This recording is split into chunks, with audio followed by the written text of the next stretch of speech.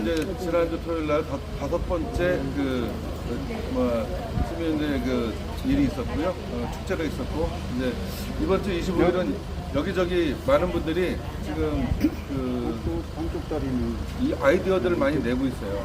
그래서 지금 제가 먹을 양식 갖고 계신 분, 아직 확정된 것이 먹을 없기 양식, 때문에 다 말씀드릴 빵 같은 거 갖고 계신 분, 25일 날은 아마 좀 전국적으로 아마 그 지역에서도 다 올라오시고, 그다음에 서울에서도 아마 많은 분들이 나오실 거라고 좀 예상되고 있습니다.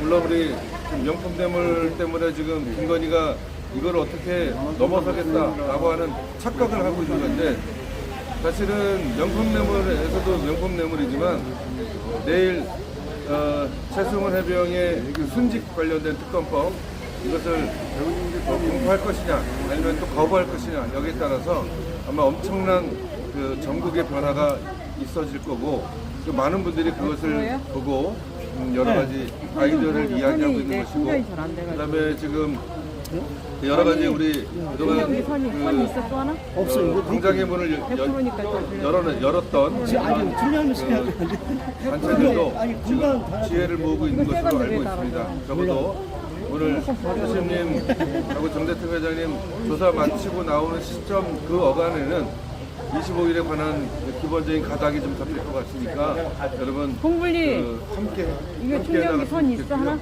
예를 들어 이게 선이 충격이 지난한 싸움들을 전개하다 보면 서로 약간의 의견의 차이, 약간의 의견의 다름, 이런 것들로 인해서 서운하고 속상한 것들이 분명히 있었을 겁니다.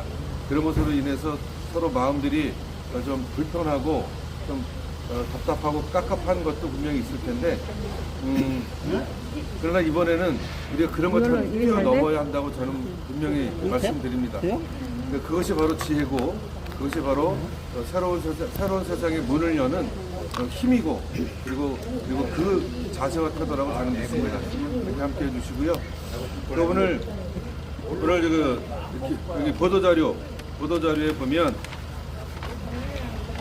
그동안 우리가 계속 이야기했던 것이 있습니다. 지금 서울의 소리가 윤석열 부부를 5번째 고소고발했고, 그리고 윤석열 부부의 뇌물수수 혐의에 대한 고발인 진술을 하기 위해서 오늘도 들어갔고요. 서초동이요. 그리고 사실 지금 우리 서울의 소리가 김건희에게 그래서 언더커버 취재입니다. 네. 어떤 기자가 아까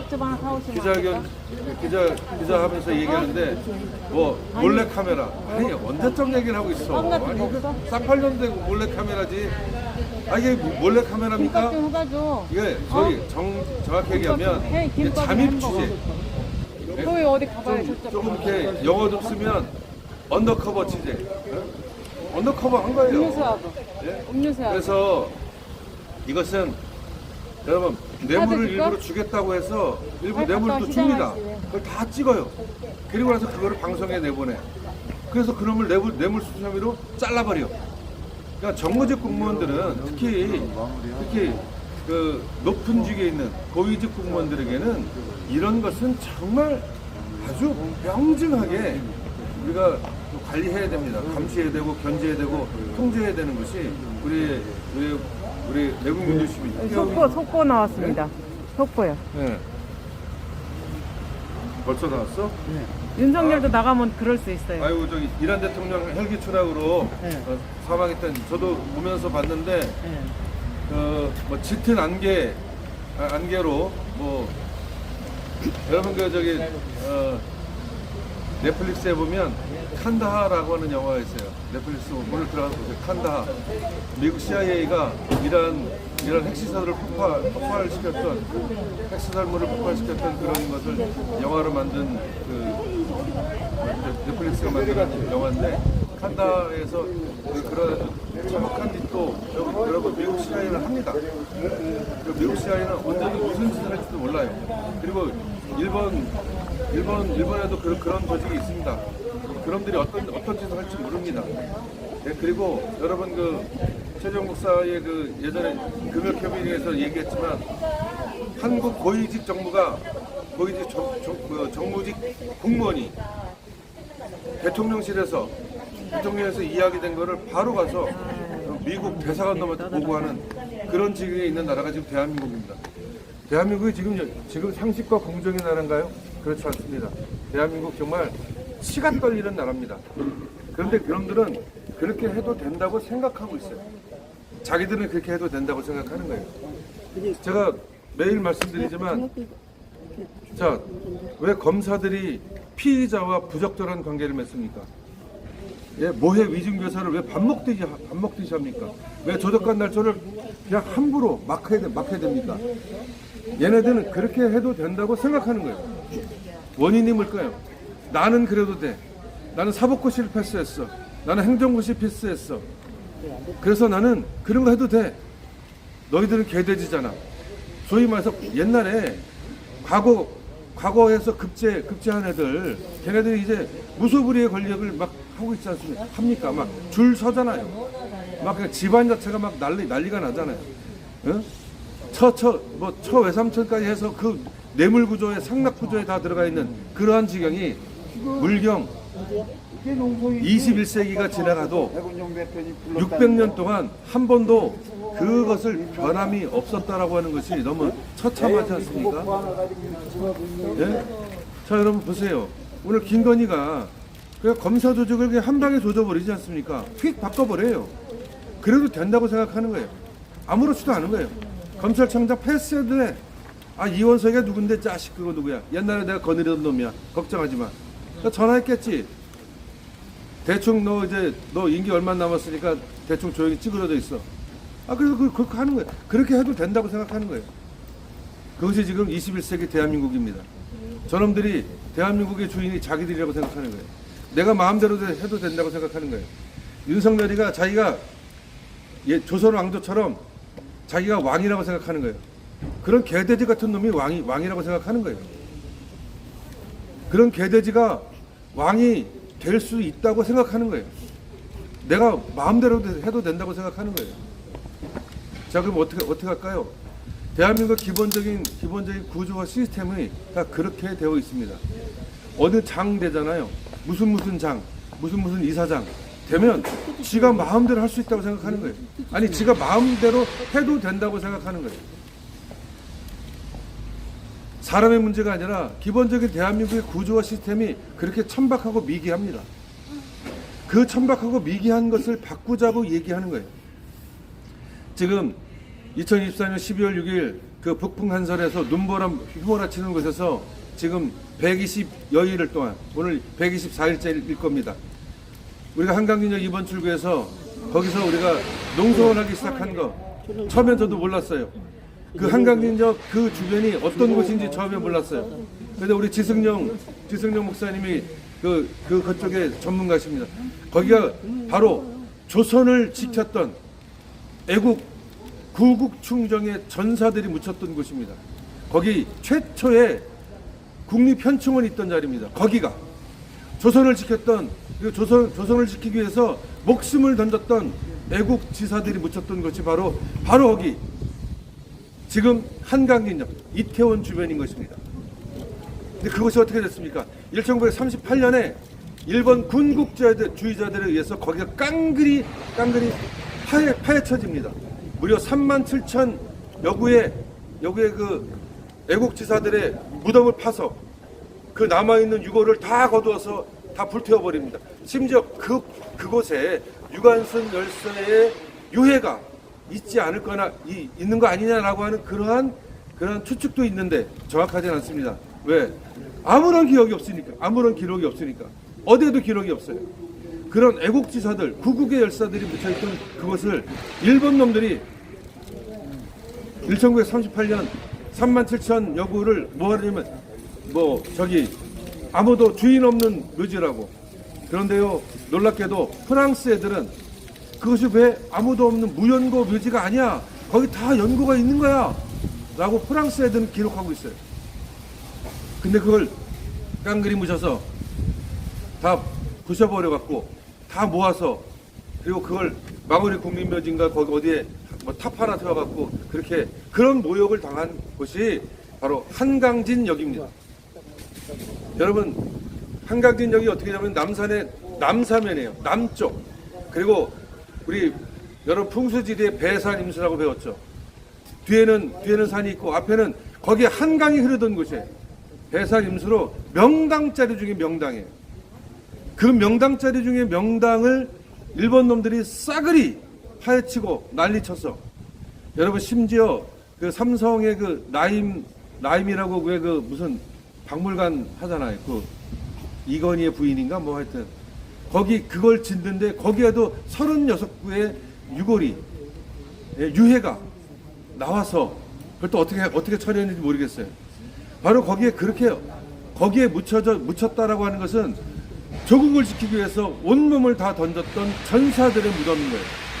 그 무덤을 일본 놈들이 얼마나 치떨리게 대한민국을 이렇게 망가뜨리기 했던 곳이 바로 그 자리예요. 그 자리에 지금 김건희가 처 앉아 있는 거예요. 김건희가 살면서 윤석열을 훈육하는 곳이 바로 명당 중에 명당이라고 하는 거예요. 그런 자리를 그렇게 하면서 근데 명당이라고 하니까 거기에 쳐 들어간 거예요. 나중에 우리가 이 사건이 우리가 제대로 된 민주정부가 되어지면 그때 김건희가 왜 그렇게 대통령실 대통령 관절을 글로 옮겨야 되는지 왜 치가 떨리게 갔는지 다 그게 뒤에 있는 사이비 무당놈들이 어설픈 이 사이비 무당놈들이 한 짓거리라고 하는 거예요. 거기는 명당 자리가 아니라 김건희와 윤석열이 죽는 자리뿐만이 아니라 지금 미국 놈들의 노예, 일본 놈들의 노예 생활로 살고 있는 그 쓰레기 놈들, 그동안 600년 동안 백성들의 고혈을 짜내면서도 피를 빨아먹었던 놈들이 이제 깡그리 죽임을 당하는, 그리고 이제 역사 속에서 완전히 심판받는 자리가 바로 그 자리가 될 것입니다. 제가 분명히 말씀드립니다. 여러분, 제가 처음엔 모르고 한강진역 갔는데 저는 사실은 한강진역에서 159명의 우리 청춘들의 꿈과 희망, 그들의 좌절된 미래, 여기에 분통이 터져서 있었지만 거기서 밤을 새우고 날이 새면 갈수록 그 120여 일 동안 지칠만도 한데, 아니 쓰러질만도 한데 좋아요. 점점 기운이 솟고, 왜? 구국의 영령들이 저희를 지켜주시는 것이고 구국의 영령들이 함께 한다라고 하는 그런 생각이 드니까 제가 더욱더 뿌듯합니다. 물론 육체적으로 힘듭니다. 그러나 힘든 건 둘째치고 우리가 해내야 될 이 역사적 과업에 대한 우리의 분명한 그 어떤 느낌들, 이런 것들이 제 목사라서 이런 걸 잘 느껴요. 사람들이 그래 뭐 지금 21세기 목사가 그런 소리 하고 있냐. 목사니까 내 영적인 그런 게 있다고 내가. 그럼 영적으로 있지. 그러니까 내 목사질하지. 이게 땡목이시지? 하여튼 여러분, 다시 말씀드리면 저는 기독교대한 감리회 소속의 정의원 목사예요. 정의원 목사가 되면 저를 함부로 누구도 해코지 못해. 진짜 목사. 그 정도로 굉장한 사람이에요, 제가. 근데도 그렇지만 우리가 해내야 될, 그리고 분명한 일이 있고요. 저는 잠깐 우리 요즘 시간이 많으니까 오늘 잠깐 한 몇 분 더 얘기하면, 사실은 우리 서울의 소리가 그 명품뇌물 그 방송을 했는데 전혀 뜨지 않는 거야. 이게 난 그래도 아무리 기레기고 기레기라고 이 쓰레기 언론이라고 하더라도 이건 좀 이거 특종인데 야 이걸 어떻게 하지? 막 했는데 그때 막 고민하고 있을 때요. 야 이거 어떻게 했으면 뭘 할 수 있을까? 근데 12월 3일인가 4일쯤에 소심님이 저에게 전화가 왔어요. 전화가 왔는데 원래 사실은 12월 6일이 목요일이에요. 그러니까 그 용산 개고기집 앞에서 윤석열 탄핵을 위한 그 규탄 집회를 우리 목요일마다 4시 5시에 했거든요. 근데 그날도 목요일인데 그것 때문에 전화하셨나 하고 전화 받았는데 저한테 그러시는 거예요. 12월 6일부터 우리 단식 농성하자. 그래서 제가 1초도 망설이지 않고 단식 농성, 예, 좋습니다. 왜? 뭐라도 해야 될 것 같은데 이걸 돌파해내기 위한 뭐라도 해야 될 것 같은데 단식 농성 하자고 그래서 단식 하시죠. 그랬더니 초심님도 박근혜 때 이명박 때 그리고 누구죠 대법원장 할 때도 단식 농성 하셨잖아요. 다 안 했나? 잘 모르시는구나. 했어요. 예, 저도 경험이 했어요. 있어서 아마 그 단식하자 그래서 저도 단식도 많이 했을 거 아니에요. 제가 금식기도도 하고 막 그랬으니까. 그래서 자신 있어도 하시죠. 그래서 이제 12월 4일날 쫄래쫄래 내려왔는데 사람들이 다 그러는 거야. 야, 너 이제 50줄 넘어가고 뭐 반 꺾이고 그러면 너 힘들다. 죽을 수 있다. 그래서 겁을 잔뜩 주길래 여기 12월 6일 왔더니 다들 이제 그때 그래서 농성하자. 힘내서 먹으면서 농성하자 해서 그때 농성이 시작됐는데 그때 장소도 정말 기가 막히고 정말 천재적이다. 그래서 그때부터 쭉 진행해온 이 농성 투쟁이 이제 점점 어쨌든 역사의 수레바퀴를 구동시키는 동력으로서 작은 동력으로서 자리하고 있지 않나 이런 생각도 해보고요.